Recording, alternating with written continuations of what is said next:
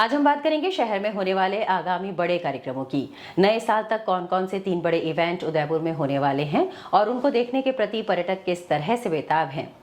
नए साल के जश्न से पूर्व लेक सिटी में होटल्स कितने प्रतिशत बुक हो चुकी हैं। इसके अलावा केरल जिला परिषद की टीम उदयपुर किस लिए आई, उस पर बात करेंगे। साथ ही कुलपति को छात्र संघ अध्यक्ष कुलदीप सुआवत ने ज्ञापन सौंपकर क्या मांग की, उस पर भी बात करेंगे। जबकि शहर में होने वाले म्यूजिक फेस्टिवल के छठे सीजन में क्या कुछ खास होगा, उस पर देंगे आज का अपडेट। नमस्कार, मैं हूं मीनाक्षी अग्रवाल। आप भी अपनी खबरें हम तक भेज सकते हैं। 9413802327 हमारा नंबर है। चलिए शुरू करते हैं आज की खबरों का सिलसिला।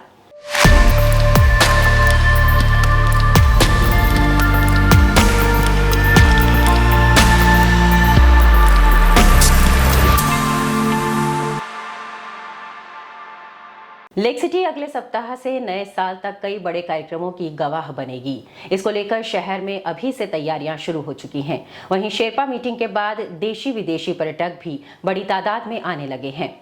नए साल के जश्न से पहले उदयपुर में एक के बाद एक कई बड़े कार्यक्रम होंगे, जिसके गवाह बनने को लेकर पर्यटक बेताब है।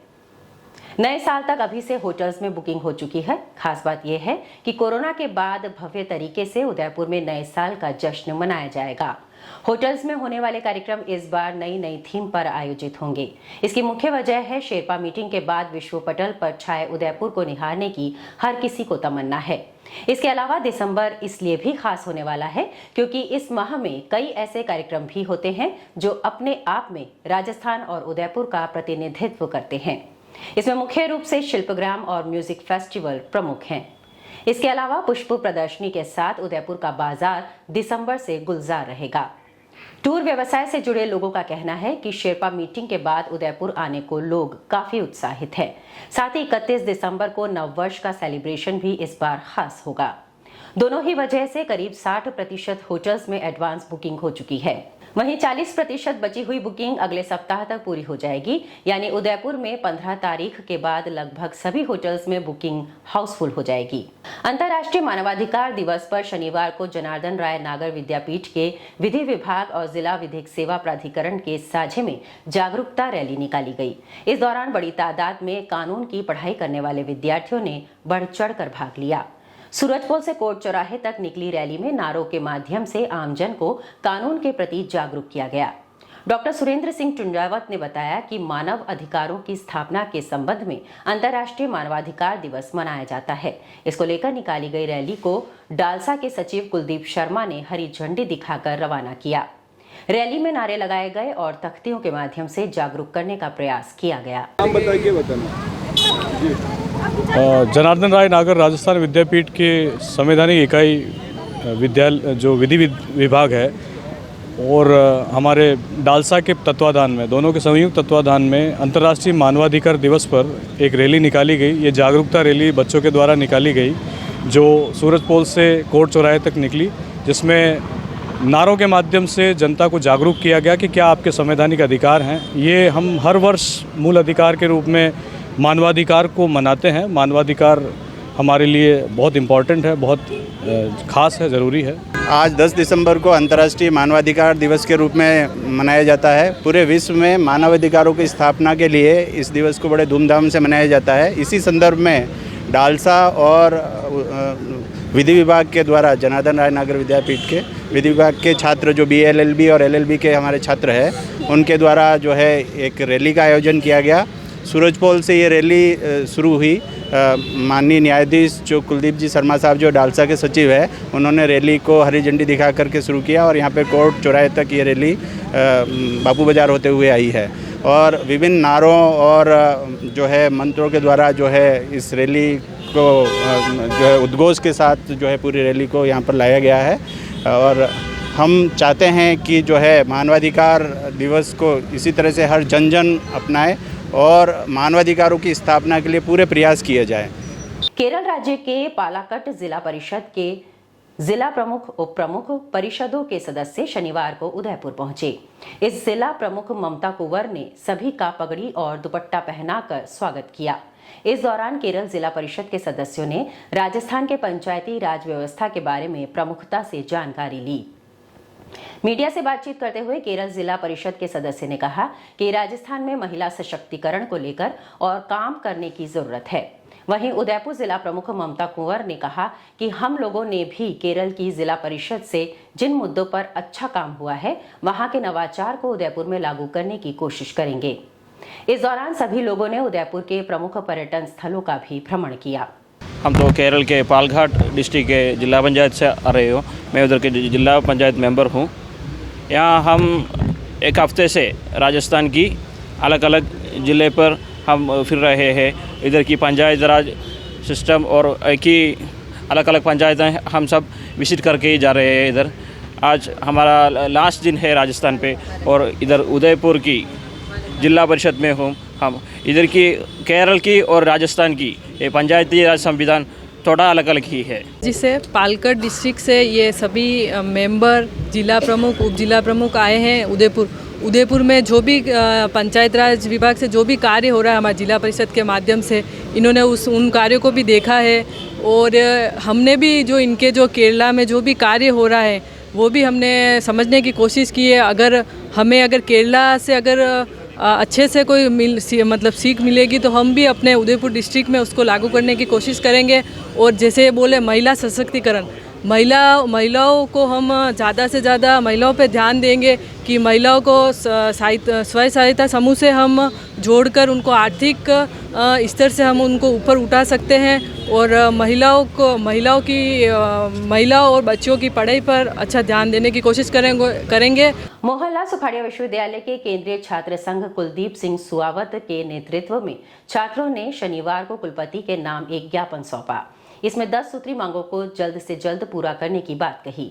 ज्ञापन में बताया कि नेहरू छात्रावास के पीछे खाली पड़ी 7 बीघा जमीन पर स्पोर्ट्स एकेडमी का निर्माण किया जाए। साथ ही विश्वविद्यालय में बनी सड़कों का पुनर्निर्माण, गर्ल्स और बॉयज हॉस्टल का निर्माण के अलावा यूनिवर्सिटी के मुख्य द्वार पर जल मंदिर का निर्माण किया जाना अति आवश्यक है। छात्रावास में सुविधा सुचारू करने सहित कैश काउंटर पर ऑनलाइन कैश लेने की व्यवस्था को लेकर ज्ञापन में अपनी बात रखी गई। छात्र संघ अध्यक्ष कुलदीप सिंह ने कहा कि यदि विश्वविद्यालय द्वारा इन मांगों को पूरा नहीं किया जाता है तो आने वाले दीक्षांत समारोह में राज्यपाल का विरोध किया जाएगा। आज हमारा ज्ञापन था विश्वविद्यालय में और हमारी प्रमुख मांग थी कि नेहरू हॉस्टल के पीछे जो 7 बीघा जमीन जो खाली पड़ी है उस पर जल्द से जल्द स्पोर्ट्स एकेडमी का निर्माण हो। दूसरी प्रमुख मांग थी मुख्य द्वार पे पानी पीने की कोई व्यवस्था नहीं। इतना बड़ा विश्वविद्यालय लेकिन पीने की बहुत बड़ी समस्या पानी पीने की। तो हमारी मांग है जल मंदिर का निर्माण और सुविधाएं वहाँ पे उपयुक्त हो। तीसरी हमारी मांग थी कि विश्वविद्यालय इतना बड़ा है और संख्या इतनी ज़्यादा है लेकिन यहाँ पे जनरल छात्रावास नहीं है तो 2 जनरल छात्रावास छात्राओं का 2 जनरल छात्रावास का निर्माण हो। जो सेमेस्टर एग्जाम जो बहुत 6 महीने लेट चल रहे कोविड के समय से उनके एग्जाम जल्दी करा के ताकि जो 3 साल का कोर्स है उनके 4 साल में जा रहा ताकि उनका जल्दी 3 साल में उनकी डिग्री पूर्ण हो पाए। दूसरी चीज़ कि विश्वविद्यालय पूरे सिक्योरिटी के नाते सीसीटीवी फुटेज कैमरे का ही नहीं है। हमारी मांग थी सीसीटीवी कैमरे भी पूरे विश्वविद्यालय में लगे और विश्वविद्यालय की जो सड़कें बहुत खराब हो स्थिति में जब विश्वविद्यालय के अंदर कोई अगर बाहर से आता तो उसको लगता है कहीं न कहीं मैं दूर दराज ये मंगरों में चल रहा हूँ। वैसे ऐसी सड़कों की स्थिति है तो हमने कहा कि सड़क पे सुधार का काम भी किया जाए।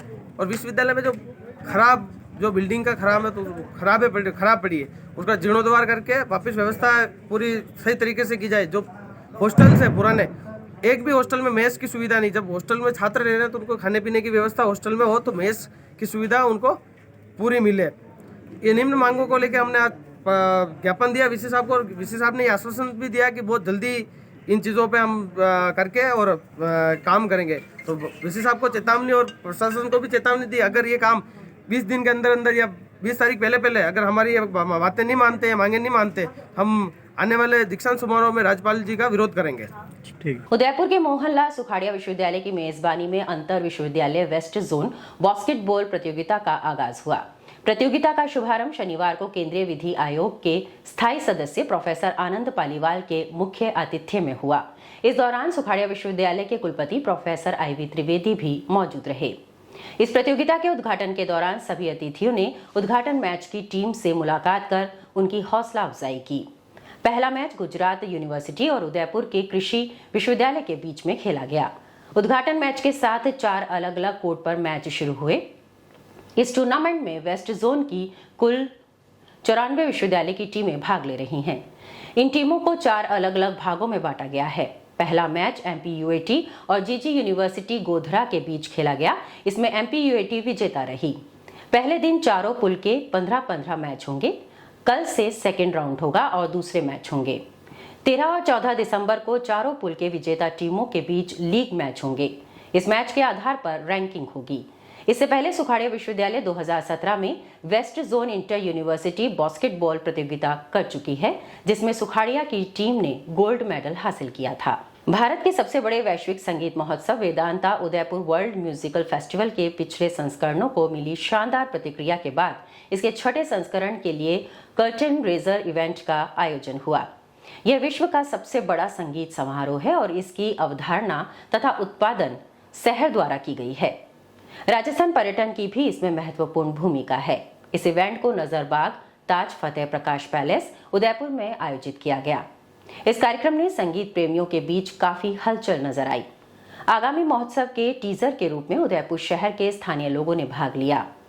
जश्न के दौरान Vedanta Udaipur world musical festival और हिंदुस्तान जिंक लिमिटेड द्वारा आयोजित टैलेंट हंट के विजेताओं की भी घोषणा की गई।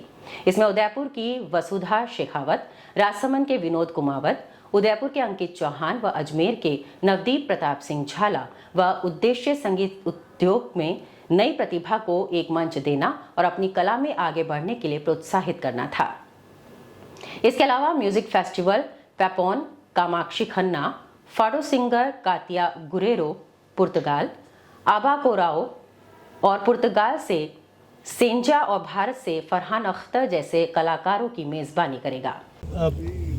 सारंगी ऐसा नहीं है कि सारंगी को लोग जानते नहीं है ऐसा, लेकिन सारंगी को लोग और जाने और सारंगी के जो आने वाली पुश्त है, आने वाली जनरेशन है, वो डिस्करेज ना हो।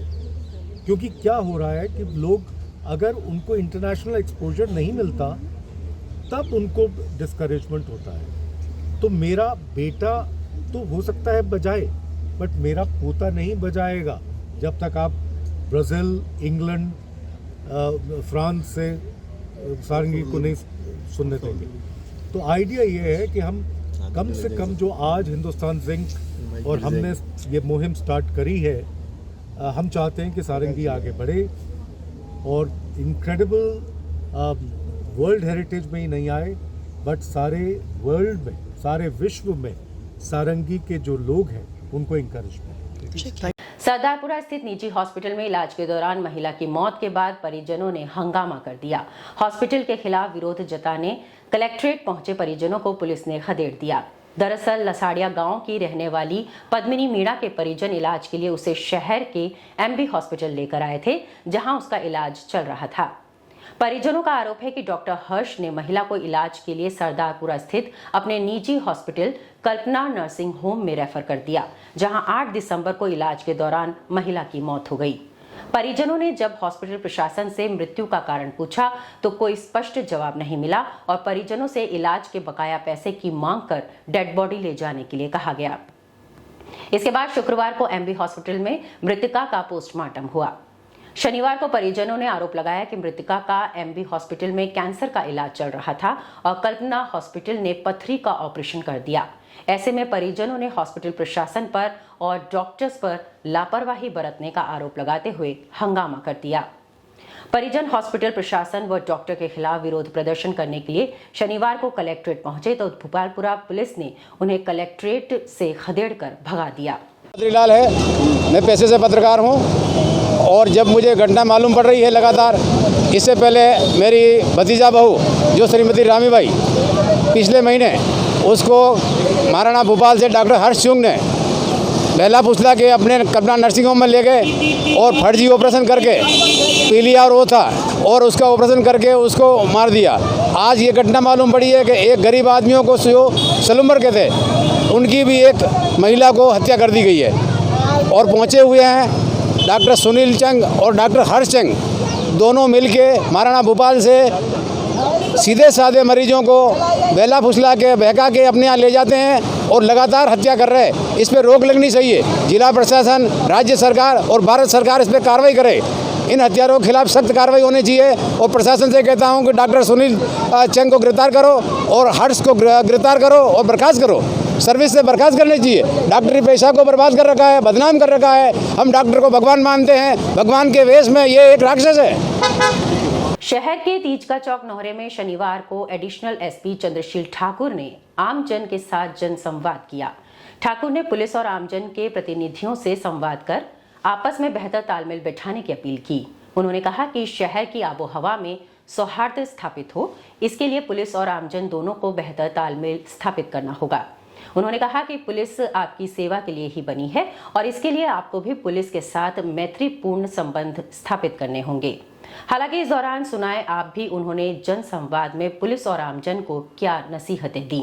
हम डेफिनेटली कार्रवाई करेंगे। मैं व्यवहार की इतनी बात इसलिए कर रहा हूँ क्योंकि हम सर्विस प्रोवाइडर हैं। मैंने पहले ही कहा हम सर्विस प्रोवाइडर हैं, सेवा प्रदाता है। ऐसे हमें सैलरी मिल जाती है, उस तनख्वाह से हमारे बाल बच्चे पलते हैं। अगर आप टैक्स नहीं देंगे तो हमारे कहते हैं ना, अगर जान नहीं है तो कुछ भी नहीं है। और अगर आपकी संपत्ति करोड़ों अर्जित की, सबको मेहनत करके अगर वो लुट गया तो कुछ नहीं है। और अगर सम्मान किसी को राह चलते आपने जिंदगी भर इज्जत कमाई, किसी ने एक थप्पड़ दे दिया, इज्जत चली गई, वो भी कुछ भी नहीं है।